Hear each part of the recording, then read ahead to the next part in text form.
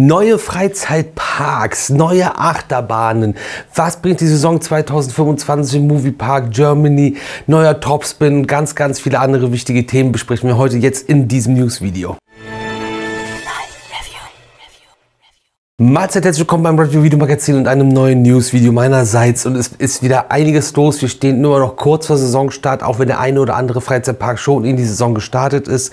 Und es gibt viele Neuigkeiten, Änderungen, neue Freizeitparks und auch vieles, was gerade aktuell in Deutschland passiert, über das wir heute in diesem Video sprechen müssen. Damit wir das machen können, haben wir auch einen Sponsor für dieses Video. Und das Video wird unterstützt von CW Attractions zusammen mit SBF Visa. Und CW Attractions steht für Christoph Wunderlich, das weiß ja jeder. Und da sind wir auch bei einer Neuheit für Deutschland 2025, denn der Erlebnispark Steinau bekommt Der üble Eberhard.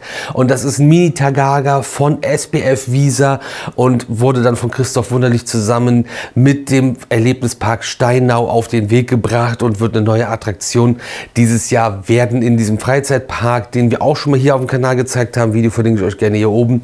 Und da hat man auf jeden Fall mit dem Maskottchen zusammen einen schönen kleinen neuen Ride geschaffen, der dann dieses Jahr die Familien begeistern wird. Und mit SBF Visa hat man einen Hersteller, der halt auch die großen Fahrgeschäfte in kleine Freizeitparks bringt. Und damit sind wir bei den regulären News und kommen auch zu einem relativ kleinen Freizeitpark. Der Magic Park Ritterrost in Verden hat neue Besitzer. Der Freizeitpark gehörte bis jetzt der Serengeti Park GmbH und hat nun den Besitzer gewechselt. Und der Magic Park Ritterrost Verden geht jetzt an Bastian Lampe und Tom Becker. Es gab eine symbolische Schlüsselübergabe mit einem großen Schlüssel, der von Dr. Fabrizio Sepe übergeben wurde an die beiden neuen Eigentümer des Magic Park.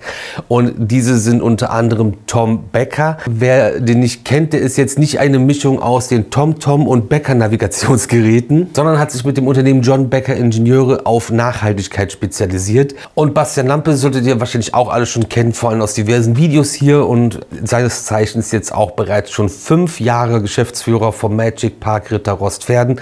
Und gemeinsam sind die beiden jetzt die neuen Eigentümer des Freizeitparks. Und Dr. Fabrizio Sepe wünscht beiden auch viel Erfolg und Glück auf den Weg, der jetzt kommt. Und sukzessive soll Stück für Stück der Freizeitpark jetzt auch weiterentwickelt werden. Ein weiterer Freizeitpark in Deutschland, der heute in die Saison gestartet ist, ist das Schloss Dankern. Und dort gibt es dieses Jahr einen neuen Feenwald und eine überdachte Spielwerft. Aber viel größer ist quasi die Ankündigung für das kommende Jahr. Denn mit ABC Rides zusammen hat man sich auf den Kauf einer neuen Attraktion geeinigt. Und zwar den ADV-Traktor. Und den haben wir euch hier in dem Video auch schon sehr ausführlich vorgestellt. Das ist das autonom fahrende Fahrzeug von ABC Rides. Und diese autonomen Traktoren fahren jetzt nicht nur einfach alleine irgendwie über irgendeine Strecke, sondern ihr könnt auch die Traktoren steuern und selber lenken. Aber das auf einer freien Fläche, ohne Barrieren, ohne Begrenzungen, ohne Fahrdraht, ohne Schienen, ohne alles. Haben wir auch ausführlich erklärt, wie das Ganze funktioniert. Es geht dann halt um eigenes GPS-Satellitennetz, was gespannt wird, und dementsprechend kann man dann in diesen Bereichen fahren und die Traktoren überschreiten dann virtuell gezogene Grenzen, nicht so, dass ihr natürlich nicht mit dem Traktor einfach nach Hause fahrt, weil euch die Fahrt so gut gefällt. Sehr spannendes Projekt, sehr cool, dass ein Freizeitpark in Deutschland jetzt dabei ist und sich diesen Traktor in den Park holt. Ich bin sehr gespannt, das werden wir euch natürlich auch vor Ort zeigen, und eure Meinung zu euch auch gerne in die Kommentare. Spannend bei dem ADV-Traktor ist ja auch, dass der unebenes Gelände überwinden kann, Steigungen, Neigungen, und der Vertrag zum Ganzen wurde übrigens im Rahmen der VDFU ConEx 2025 in München geschlossen. Das ist das Fachforum für die Freizeitwirtschaft. Auch dazu gibt es hier ein einzelnes ausführliches Video, was wir von vor Ort euch mitgebracht haben. Und wir bleiben weiter bei deutschen Freizeitparks.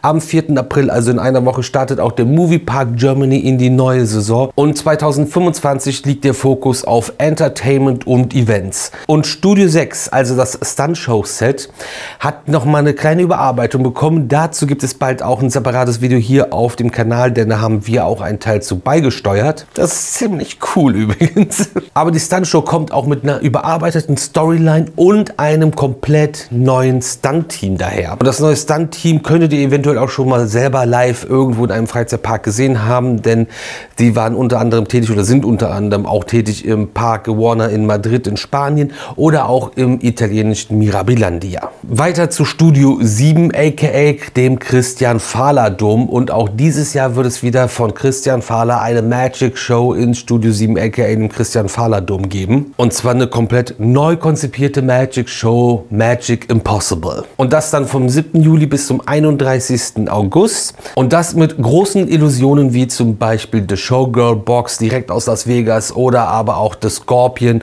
oder dem großen Drill of Death. Eventmäßig wird es auch wieder vom 27. September bis zum 9. November das Halloween Horror Festival geben. Das darf im Moviepark Germany natürlich nicht fehlen.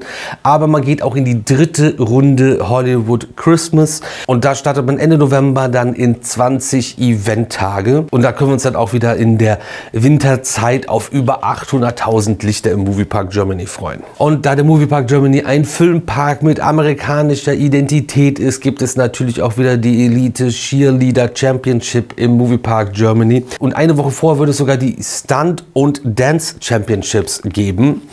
Es wird wieder den Kamera Day geben, an den Content Creator oder Fotografen sich einen Slot buchen können und die Kulissen des Moviepark Germanys benutzen können für ihre Shootings. Die US Car Show wird natürlich dieses Jahr auch wieder nicht fehlen und auch das Event Spotlight, dein Auto im Rampenlicht, wird wieder stattfinden. Auch die Moviepark Entertainment Crew gibt weiterhin Vollgas und es wird nochmal eine Neuauflage der Saloon Show geben.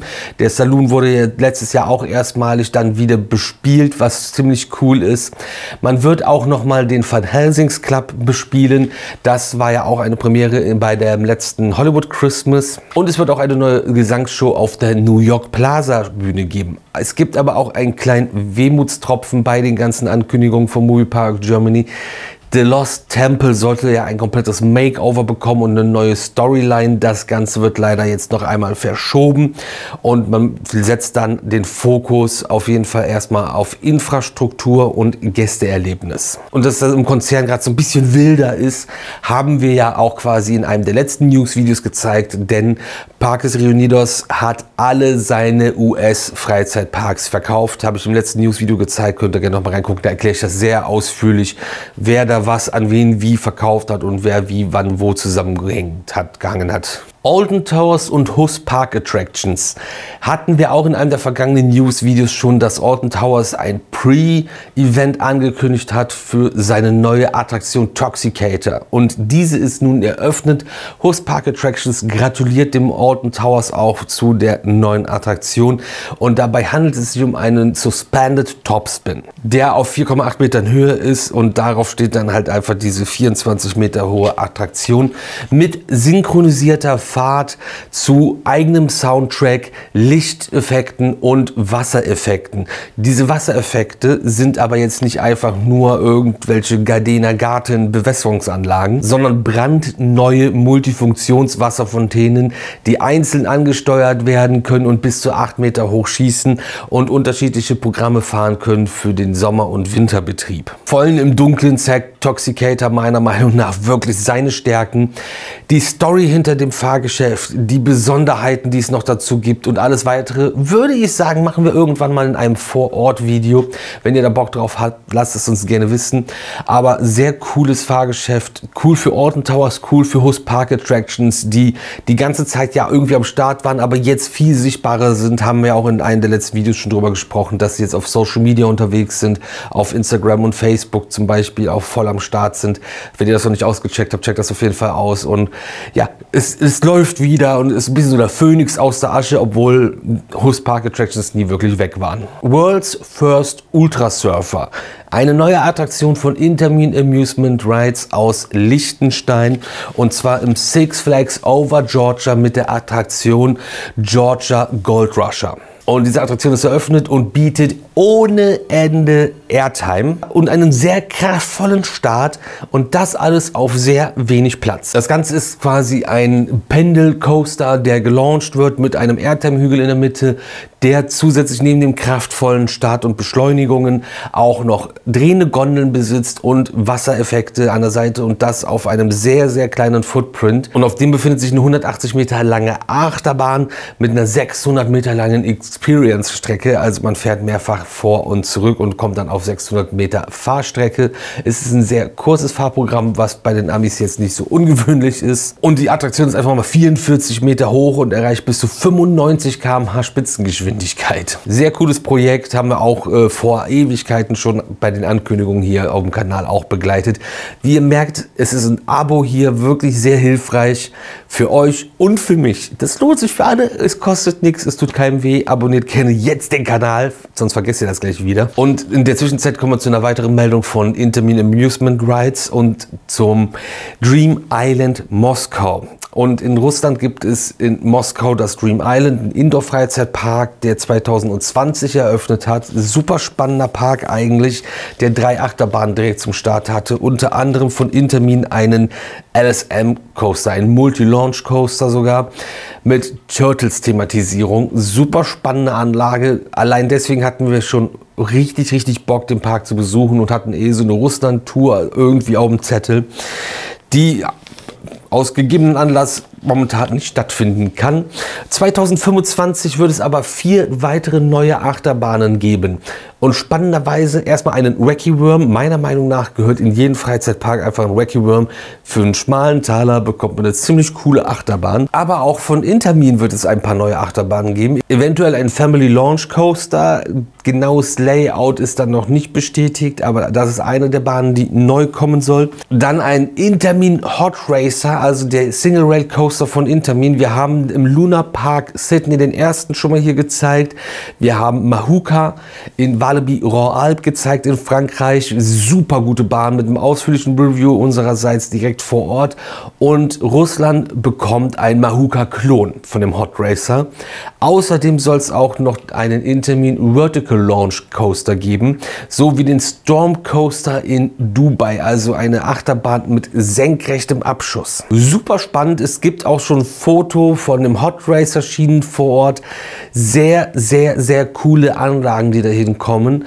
Auf vielleicht nicht so tollen Boden, aber Intamin in Liechtenstein sind wahrscheinlich etwas neutraler unterwegs. Und ganz ehrlich, wer als Unternehmen 3 Großanlagen an einen Kunden gerade verkaufen könnte und das nicht machen würde, der werfe den ersten Stein. Neu 2025 auf der Reise Phantom von Willi Ordelmann. Neuer KMG XXL, der auf die Reise kommt und das laut eigener Aussage als neueste und aufwendigste Schaukel ihrer Art mit bisher nie realisierten Effekten und beeindruckender Schaukelhöhe. Und natürlich so Sachen wie voll thematisiert und so weiter und so fort. Das einmal als Ankündigung, Erwähnung auf jeden Fall. Und KMG, der Lieferant und Hersteller dieser Attraktion, hat auch schon in einem gemeinsamen Post etwas angeteast, und zwar ein komplett neues Ride-Konzept von KMG, was auch schon bestellt wurde für 2029. Das ist noch ein bisschen hin. So wie auch gefühlt seit bevor Christi Geburt das Karls-Erlebnisdorf in Oberhausen angekündigt wurde. WDR Lokalzeit Ruhr hat da jetzt noch mal ein bisschen Staub aufgewirbelt und das Thema wieder ein bisschen auf die Agenda bei dem einen oder anderen gebracht. Wir haben dazu Nachrichten bekommen, wir haben aber auch vor allem im Vorfeld schon Gespräche im Freundes- und Bekanntenkreis gehabt und es gibt dadurch halt noch mal ein bisschen Trubel. WDR Lokalzeit Ruhr hat nämlich einen Bericht veröffentlicht, der einfach noch mal eigentlich überwiegend erklärt hat, was so Karls-Erlebnisdörfer sind. Dann auch noch mal erklärt hat, was das Zentrum Oberhausen und der angeschlossene Freizeitpark all die Jahre war. Und dann auch ein Interview mit Robert Dahl gehabt und der auch noch mal sich dafür das Ruhrgebiet ausgesprochen hat. Und quasi in einem kleinen Nebensatz ist dann so am Rande unauffällig gefallen, dass weiterhin eine Eröffnung für Ostern 2026 des Karls-Erlebnisdorfs in Oberhausen geplant ist. Und jetzt kommen wir zu einer Sache, da haben wir heute Morgen schon ein Reel zu gehabt, einen Short, das habt ihr also schon sowieso mitbekommen. Holiday Park wird zu Plopsaland Deutschland. Das ist so, glaube ich, die größte, spektakulärste Ankündigung. Wir waren im Holiday Park und haben euch schon ein Video mitgebracht, das habt ihr auch gesehen, über das, was all die Jahre jetzt passieren wird bis 2028 im Holiday Park mit Plops Aqua Hasloch, mit der neuen Familienachterbahn noch dieses Jahr 100% Wolf, die im Herbst eröffnen soll. Die Schlümpfe mit ihrem Dark Ride, die jetzt in den nächsten Wochen, Monaten eröffnen werden. Mit dem Tomorrowland thematisierten Mug Rides Extreme Spinning Coaster, der auch aktuell gebaut wird und im Park entsteht. Wir haben die Baustellen gezeigt, wir haben weitere Sachen gezeigt, die Blinky Bill Zone und so weiter und so fort. Das habt ihr alles gesehen. Da wurden wir dann schon mal vorbereitet, dass der Holiday Park umbenannt wird in Plopsaland Deutschland. Dafür gibt es unzählig viele Gründe.